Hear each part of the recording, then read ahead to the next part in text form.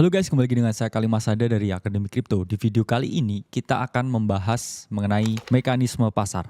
Jadi kemarin setelah kita buat video pengantar ekonomi, ternyata banyak teman-teman yang suka ya dan relate dengan apa yang kita sampaikan. Maka dari itu karena banyak yang suka, jadi mending kita lanjutin aja. Sekarang kita akan bahas di video yang kedua. Nah, pada video sebelumnya kita telah menjelaskan mengenai sejarah ilmu ekonomi yang berkembang dari tahun ke tahun, dari masa ke masa. Yang mana pada abad ke-18 menjelang 19 akhir, kita mengetahui Adam Smith mengemukakan teori ekonomi klasik, yang mana segala mekanisme di ekonomi ini diserahkan di pasar. Jadi segala jenis barang dan jasa itu diselesaikan melalui mekanisme pasar. Apa artinya? Artinya bahwa semua yang menguasai sumber daya itu akan memperoleh glory atau kemenangan. Jadi ada mereka yang lebih dominan dan juga ada mereka yang kurang dominan. Yang mana di sini mereka yang dominan ini akan menguasai pasar, mereka akan menguasai sumber daya, dan mereka yang kurang dominan ini memang cenderung mengalami eksploitasi ya, seperti itu.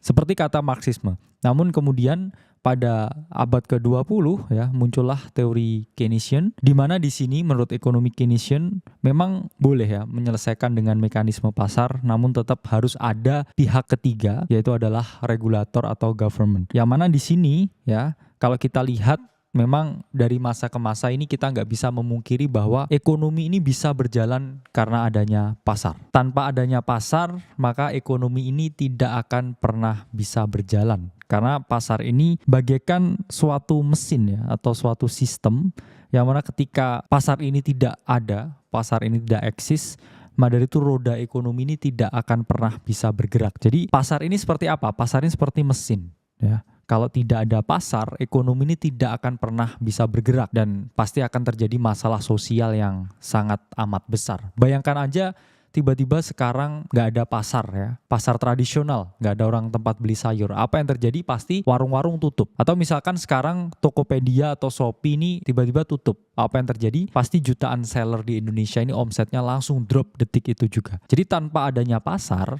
ya, ekonomi ini tidak akan pernah bisa berjalan. Jadi mekanismenya ini, segala kegiatan dan aktivitas ekonomi ini sangat bergantung pada pasar. Nah, sebelumnya kita sudah menjelaskan mengenai pentingnya pasar, tapi kita belum breakdown ya, apa sih sebenarnya pasar dalam ekonomi itu. Jadi mungkin teman-teman kalau memahami dalam paradigma yang sangat sederhana ya, saya bilangnya, pasar itu pasti apa ya, tempat pembeli dan juga penjual. Ya, kamu bayangkan di kepalamu pasar tradisional, oh ada orang jualan ayam, ada orang yang beli ayam, ada orang yang mau jual sayur kol, ada yang mau beli sayur kol. Jadi memang dalam terms yang sederhana, pasar itu adalah tempat bertemunya pembeli dan penjual. Tapi kalau di dalam ilmu ekonomi, pasar itu lebih dari sekedar pembeli dan penjual. Pasar itu adalah tempat bertemunya permintaan dan penawaran. Permintaan ini adalah para pembeli ya, yang meminta barang dan jasa di pasar, dan penawaran ini adalah sisi penjual, mereka yang bersedia menyediakan barang dan jasa untuk ditukarkan di pasar dengan uang ya, ditukar dengan uang. Jadi mereka di sisi penawaran atau penjual ini mereka punya barang atau jasa yang mau ditukarkan dengan uang di pasar. Jadi mereka masuk ke pasar untuk menawarkan barang dan jasa ke pembeli. Jadi ini adalah suatu mekanisme exchange ya, atau pertukaran barang dan jasa. Jadi memang ekonomi ya ini sangat bergantung sekali dengan pasar. Kalau nggak ada pasar, nggak ada marketplace, nggak ada orang jualan, mungkin pendapatan negara juga akan berkurang ya dari semua sektor yang ada. Itulah mengapa pasar ini adalah tempat yang paling penting, paling krusial, karena mempertemukan permintaan dan juga penawaran. Nah, jadi apa sih sebenarnya permintaan dan juga penawaran itu dari perspektif ilmu ekonomi? Jadi permintaan itu merupakan barang dan jasa yang diminta oleh konsumen pada harga tertentu dan waktu tertentu. Jadi ingat ya, digaris bawahi, pada harga tertentu dan waktu tertentu. Kalau harganya berbeda, ini pasti permintaannya juga berbeda. Kalau waktunya berbeda, ya permintaannya ini juga berbeda. Sedangkan penawaran ini adalah barang dan jasa yang rela disediakan atau dijual oleh penjual pada jangka waktu tertentu dan harga tertentu. Jadi apa nih maksudnya waktu tertentu ya, jangka waktu tertentu? Logikanya gini, yang jualan payung itu jauh lebih banyak ketika musim hujan daripada nggak musim hujan. Sama juga yang meminta payung itu juga jauh lebih banyak ketika musim penghujan dibandingkan ketika musim non penghujan. Sama juga ya, parcel lebaran, kue kering lebaran itu baru banyak ketika mendekati lebaran. Ya itulah kenapa saya bilang waktu tertentu. Kalau misalkan udah season non lebaran, apakah masih ada yang jualan parcel atau kue kering lebaran? Ya jawabannya ada, tapi pasti harganya juga berbeda.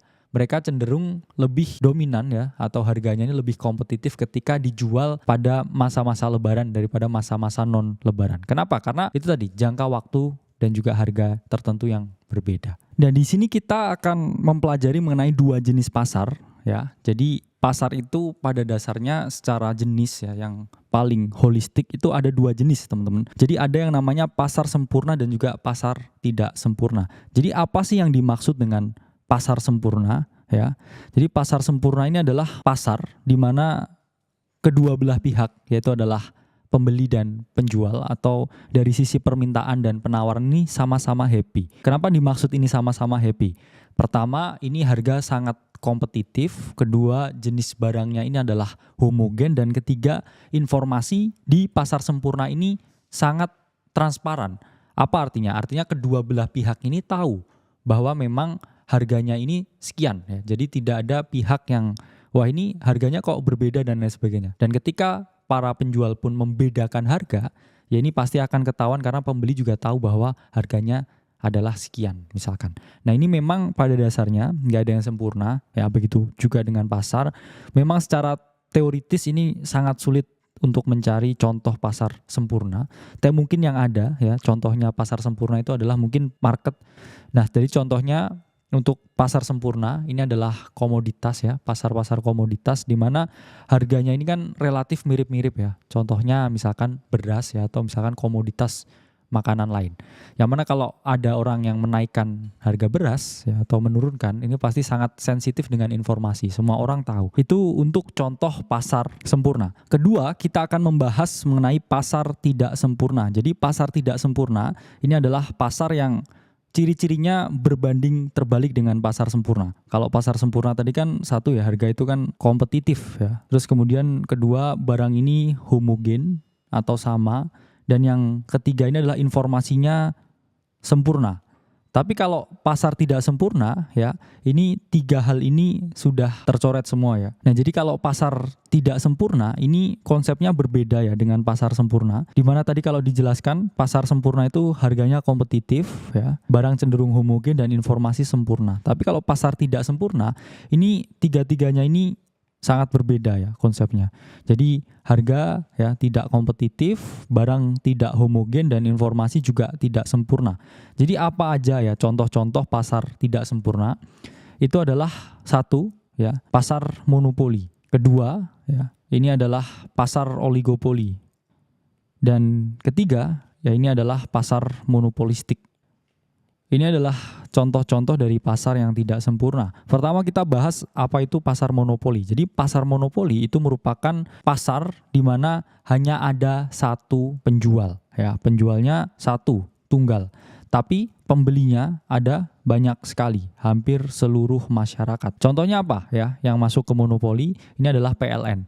Ya, jadi PLN merupakan BUMN yang menyediakan listrik untuk seluruh masyarakat Indonesia. Jadi selain PLN ini nggak boleh menyediakan listrik ke seluruh masyarakat Indonesia. Yang mana salah satu trait dari pasar monopoli yaitu adalah barrier to entry-nya itu sangat tinggi. Itu apa maksudnya barrier to entry? Jadi orang ketika mau buat usaha yang sama itu biasanya tidak boleh oleh negara. Kenapa? Karena dilindungi oleh undang-undang. Maksudnya negara ya ini juga baik. Kenapa? Karena pasti berpikir ya, kalau listrik ini kan kaitannya dengan hajat hidup orang banyak. Jadi nggak bisa ya semena-mena ada pihak misalkan swasta atau pihak dari luar yang ingin ya menguasai akses ini. Jadi memang negara berhak melindungi dengan undang-undang. Itu contohnya ketika kita berbicara mengenai pasar monopoli. Kedua ya ini adalah pasar oligopoli. Ya ini adalah pasar di mana ada beberapa ya penjual ya biasanya sampai 10, tapi pembelinya ini juga sangat banyak, hampir seluruh masyarakat Indonesia. Jadi apa aja contohnya oligopoli? Ini adalah seluler ya, atau layanan telepon seluler, di mana ada beberapa, dan para penyedia layanan telepon seluler ini mereka sangat kompetitif ya, satu antar yang lain. Kalau misalkan satu di sini menurunkan harga, yang lain juga menurunkan harga. Ada lagi yang menurunkan harga, dia harganya diturunkan lebih tinggi lagi. Sehingga kalau kita berbicara mengenai pasar oligopoli, ya ini sebenarnya ya sangat amat kompetitif di situ. Tapi kalau misalkan marketnya ini sangat kompetitif, yang diuntungkan siapa? Ini adalah mereka yang menggunakan layanan tersebut. Jadi kan kamu kalau misalkan pakai ya provider A, ini harganya turun, terus provider B juga turun, C juga turun, kamu berhak untuk memilih ya. Jadi kamu sebagai konsumen ini memiliki hak untuk memilih mana yang terbaik, termurah, tercepat ya, dan teroke ya servisnya. Inilah kenapa di pasar oligopoli ini biasanya ya sangat amat kompetitif. Ya, ini adalah contoh dari pasar oligopoli. Dan terakhir ini adalah pasar monopolistik. Ya, pasar monopolistik itu adalah pasar ya di mana penjualnya ini ada sangat banyak ya. Begitu juga dengan pembelinya ya. Jadi contohnya ini adalah perusahaan-perusahaan makanan ringan ya atau snack yang mana biasanya ya ini ada banyak sekali. Tapi kalau kita lihat juga ada banyak sekali pembelinya. Begitu juga misalkan makanan mie instan, sabun ya, bahan-bahan kebutuhan pokok yang bisa teman-teman lihat di supermarket ya, itu juga banyak sekali ya pembelinya, tapi juga penjualnya atau mereknya ini juga banyak sekali. Jadi monopolistik itu adalah pasar di mana banyak penjual dan juga banyak pembeli.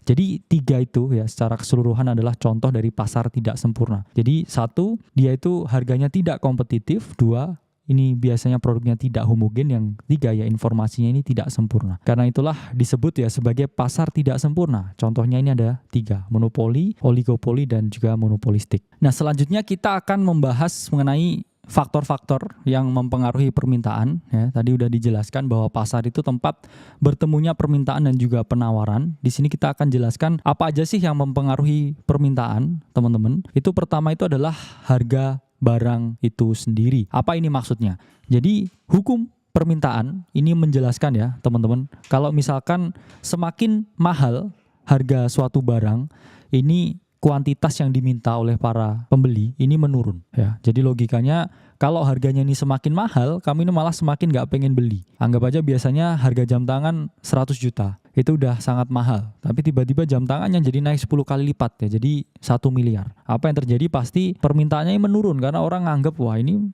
barang mahal sekali ya. Saya pasti langsung udah terseleksi ya, kantong saya terseleksi, jadinya saya ya udahlah nggak jadi beli. Itu contoh ya dari faktor utama ya yang mempengaruhi permintaan. Nah kedua, ini ada faktor yang mempengaruhi permintaan, yaitu adalah harga barang lain. Apa maksudnya harga barang lain? Jadi harga barang lain teman-teman ini ada 2. Satu ini adalah barang substitusi atau pengganti, dan kedua ini adalah barang komplementer atau pelengkap. Apa maksudnya barang substitusi? Jadi ini adalah barang pengganti. Misalkan barang komoditas utamanya ini adalah nasi misalkan. Penggantinya nasi ini adalah misalkan sagu. Kalau misalkan substitusi dari nasi, yaitu adalah sagu, mengalami peningkatan harga, ya, ini menyebabkan apa? Nasi menjadi relatif lebih murah dibandingkan sagu. Nah di sini kalau misalkan harga sagu mengalami kenaikan, ini permintaan dari nasi ini akan semakin meningkat. Kenapa? Karena nasi akan menjadi relatif lebih murah dibandingkan dengan sagu. Kedua, di sini ada yang namanya barang komplementer. Barang komplementer ini barang yang dibutuhkan satu dan lainnya. Apa artinya? Kalau misalkan nggak ada barang tersebut, ya ini sangat berpengaruh terhadap barang utamanya. Contoh komplementernya ini adalah bensin ya. Hubungan antara bensin dan juga motor. Kalau misalkan di sini harga dari bensin mengalami kenaikan, apa yang terjadi? Orang-orang pasti berpikir untuk membeli motor. Ya, kenapa? Karena jadinya cost-nya lebih banyak ya, lebih mahal. Misalkan saya mau commute di area Tangerang, kalau bensin naik, saya mungkin lebih milih naik Grab. Atau mungkin saya lebih milih ya untuk naik kendaraan umum lain. Sehingga permintaan dari motor ya ini semakin berkurang ketika harga dari bensin ini naik. Dan ini memang juga ada korelasinya teman-teman, karena memang harga dari bahan bakar ini juga sangat amat mempengaruhi permintaan ya dari kendaraan bermotor. Nah selanjutnya ada pendapatan. Apa ini maksudnya? Jadi semakin tinggi ya pendapatan dari penduduk atau semakin makmur lah istilahnya penduduk, permintaan barang mereka juga akan semakin meningkat. Apa ini maksudnya? Ketika warga ini lebih makmur, mereka akan mampu misalkan beli iPhone. Sehingga sales dari iPhone atau permintaan terhadap iPhone ini akan ada kecenderungan melambung tinggi. Begitu juga sebaliknya teman-teman, ketika ada krisis ekonomi, let's say, pendapatan dari masyarakat ini menurun dengan sangat drastis ya. Biasanya gajinya dari 4 juta jadi 3 juta semuanya, turun. Itu apa yang terjadi? Itu permintaan terhadap iPhone juga turun karena mereka pasti berpikir wah jadi makin lebih mahal nih iPhone ya, mending saya buat kebutuhan yang lain, buat beli beras atau buat beli motor. Dan yang terakhir di sini adalah jumlah penduduk. Apa ini maksudnya jumlah penduduk? Jadi semakin banyak ya populasi di suatu tempat, ini permintaannya akan jauh lebih tinggi dibandingkan ketika populasinya turun. Apa ini? Misalkan ada suatu daerah di mana populasinya ini hanya 5 juta. Ya, dan dari 5 juta populasi ini yang beli Indomie misalkan ya, saya paling gampang. Ini ada 10%-nya ya, ada 500.000 orang beli Indomie. Logikanya kalau tiba-tiba populasinya ini naik 2 kali lipat, apa yang terjadi? Jadi misalkan 10 juta ya. Ini artinya kalau kita lihat secara probabilitas ya logikanya, berarti memang juga naik 2 kali lipat permintaan dari Indomie. Bisa aja kalau memang 10%-nya, yaitu penduduk sebelumnya 5 juta, ini 10%-nya jadi berapa? Jadi 1 juta. Itulah mengapa ya peningkatan jumlah penduduk ini juga sangat berpengaruh ya terhadap permintaan terhadap suatu barang tertentu. Nah selanjutnya kita akan membahas mengenai kurva permintaan yang mana tadi udah dijelaskan ya, semakin tinggi price atau P dari suatu barang, ya ini kuantitasnya akan semakin menurun. Ya, quantity menurun ketika harganya ini naik dengan signifikan. Ini contoh ya teman-teman, ini adalah kurva permintaan jam tangan Rolex ya. Balik lagi ya, ini sesuatu yang mungkin bisa mudah teman-teman cerna ya di sini. Misalkan ketika harga Rolex ini adalah 100 juta, jumlah orang yang mampu dan mau membeli di harga 100 juta ini sebanyak 10 orang ya. Ini kalau kita gambar di sini, ini di titik A ya. Jadi harga 100 juta ya, yang available buat membeli ini 10 orang. Terus apa yang terjadi kalau harga ini diturunkan ya? Rolex lagi diskon, lagi banyak yang diproduksi. Turun harganya menjadi 80 juta. Apa yang terjadi? Pasti yang minta ini jauh lebih banyak karena sebelumnya mereka antri, wah saya nunggu diskon Rolex nih 10 orang. 10 orang nih yang bisa mampu. Oke, 10 orang mampu beli Rolex ya, yang 12 orang ini dia masih mikir ya, saya nunggu diskon. Terus tiba-tiba ada diskon. Rolex jadi 80 juta. Apa yang terjadi? Permintaan meningkat ya. Yang sebelumnya demand-nya ini orang yang mampu beli 10 orang ini, masuk lagi 2 orang ya yang nunggu diskon ini. Jadi dia jadi pembeli ya di sini. Sehingga ketika Rolex ini 80 juta, jumlah yang diminta ini 12 Rolex. Terus kemudian turun ya 60 juta ya. Makin gak laku ini, makin banyak orang yang pingin Rolex ya, 14 orang pingin Rolex. Terus kemudian dia turun lagi 40 juta, 16 orang pingin Rolex. Dan ketika Rolex ini benar-benar mungkin udah gak laku ya, jadi Seiko mungkin Rolex. Ini jadi 20 juta ya, jadi Grand Seiko. Jadi semakin banyak orang yang minta ya, jadi jam sehari-hari ya, semua orang pakai Rolex. 18 orang ini pakai Rolex. Dan ini adalah contoh ya dari kurva permintaan. Itulah kenapa kurva permintaan itu punya slope negatif. Apa maksudnya slope negatif? Ini dia dari kiri atas ya ke kanan bawah, semakin menurun. Jadi semakin harga ini murah, semakin semua orang ini bisa membeli jam tangan Rolex. Itu juga berlaku ke apapun. Jadi semakin murah, semakin banyak orang yang bisa beli. Contohnya Indomie kan, harganya semakin murah, yang beli semakin banyak. Bayangkan kalau Indomie ini harganya jadi per piece ini adalah 50.000. Apa yang terjadi? Pasti yang meminta Indomie ini semakin sedikit ya. Mending saya beli steak ya, daripada saya beli Indomie. Itu adalah kurva permintaan. Itu tadi kalau kita berbicara mengenai kurva permintaan yang dipengaruhi oleh harga. Jadi harga itu menggerakkan ya kurva permintaan. Jadi harga barang itu sendiri yang membuat kurva ini bergerak ya. Tapi pertanyaannya, apakah faktor lain ini juga berpengaruh terhadap permintaan? Jawabannya adalah iya. Karena kita bilang tadi ada harga barang lain, ada tingkat kemakmuran penduduk dan juga ada jumlah penduduk. Di mana di sini kalau semakin banyak penduduk, logikanya tadi ya, permintaan ini juga akan semakin tinggi. Begitu juga sebaliknya, semakin penduduknya ini sedikit ya, permintaan ini juga semakin berkurang. Jadi berbagai faktor lain selain harga ini dia sifatnya tidak menggerakkan ya. Kalau menggerakkan itu kan seperti ini.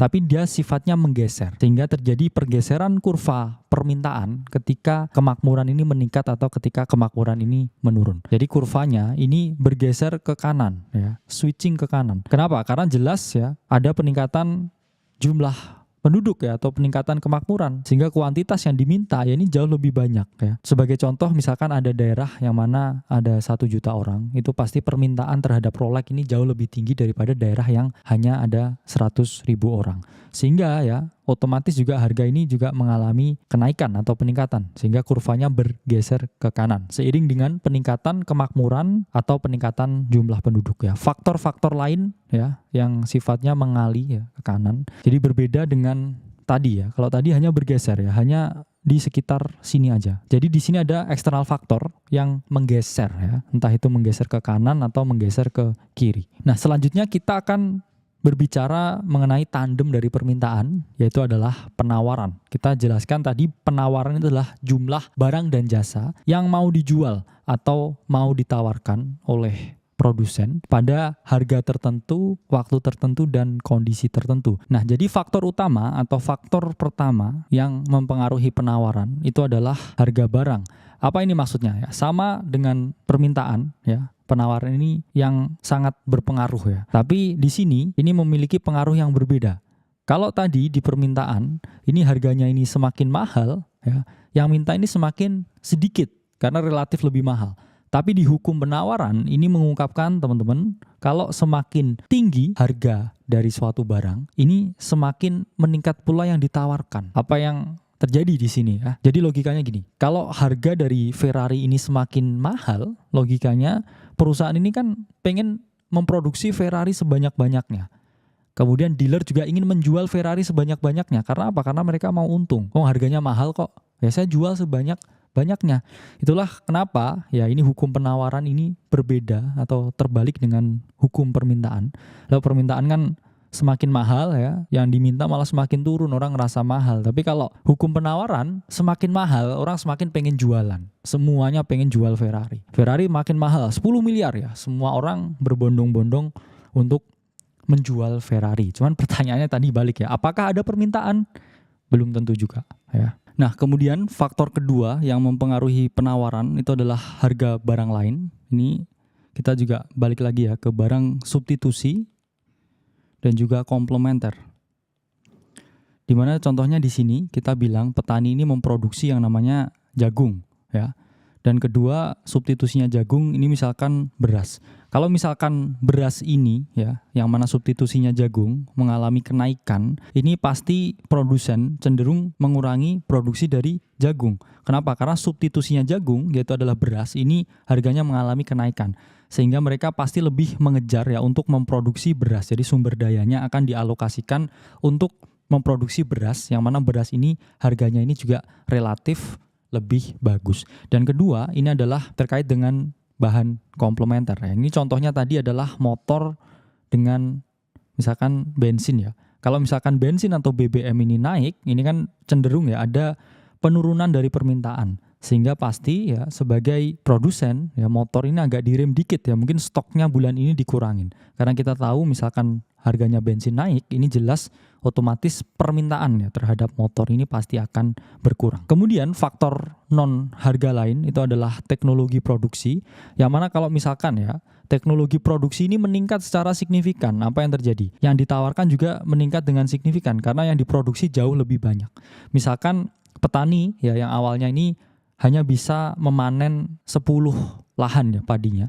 Terus tiba-tiba ada traktor yang terbaru ya, yang paling canggih yang lebih cepat. Sehingga dari 10 lahan ini bisa meningkat ya jadi 15 lahan karena adanya teknologi traktor yang baru itu. Itu juga salah satu ya bentuk teknologi produksi yang dapat meningkatkan ya dari penawaran yang diberikan.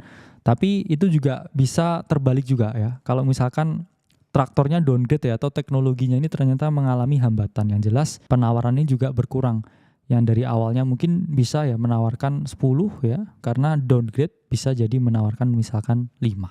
Ya, itu terkait dengan teknologi produksi. Nah, selanjutnya ini terkait dengan biaya produksi ya, yang mana merupakan faktor juga ya yang mempengaruhi penawaran. Ketika biaya produksi ini bisa ditekan ya secara maksimal. Ya, misalkan ada daerah yang mana tenaga kerjanya sangat murah, itu artinya penawaran bisa ditingkatkan. Kenapa? Karena perusahaan bisa memproduksi lebih banyak lagi dengan biaya faktor produksi yang jauh lebih murah. Dan begitu juga sebaliknya ya teman-teman. Kalau misalkan faktor produksi mahal ya, pegawai lagi minta naik gaji semua ya, sehingga relatively secara cost perusahaan kan terbebani.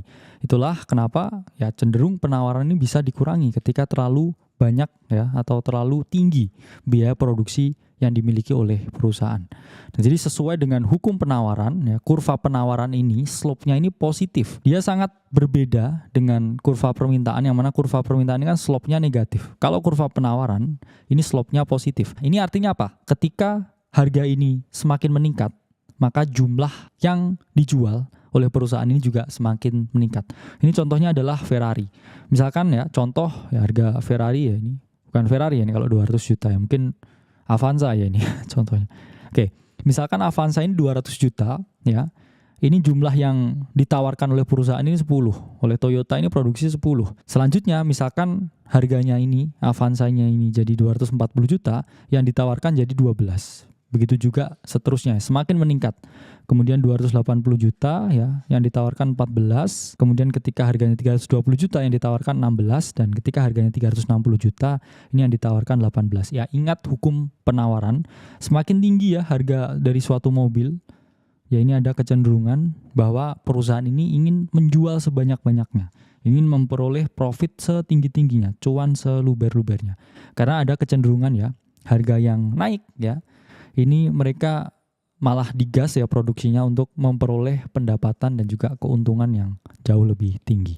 Nah, sehingga tadi kalau kita ngomong ya secara harga, ya ini membuat kurva bergerak. Tapi kalau kita berbicara mengenai faktor non harga, ini membuat kurva bergeser. Apa artinya ya?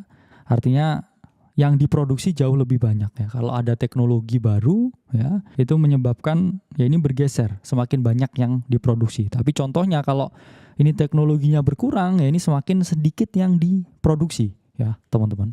Jadi sesuai dengan hukum penawaran. Nah, di sini selanjutnya ada sesuatu yang namanya adalah keseimbangan pasar ya, atau balance ya. Itu adalah seimbang ya. Ini adalah keadaan ketika jumlah dan harga dari permintaan itu sama dengan jumlah dan harga yang ditawarkan atau yang diproduksi oleh para penjual. Itulah yang disebut sebagai keseimbangan pasar. Nah, ini adalah keadaan ketika dua pelaku pasar ini, yaitu adalah pembeli dan penjual. Ini mereka sama-sama happy, sama-sama seimbang ya. Ya udahlah, aku jual harga segini aku untung, dan pembeli juga merasa oke lah harga segini saya juga mendapatkan value-nya. Misalkan ya, ini adalah equilibrium ya, atau titik E. Jadi ketika harganya jam tangan Rolex ya ini adalah 100 juta, ini jumlah keseimbangan yang diminta orang ini adalah 100. Jadi stable ya, standar harga jam Rolex ini misalkan 100 juta. Ini selalu ada permintaan sebanyak 100.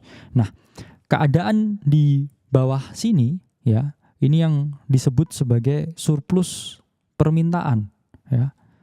Surplus permintaan.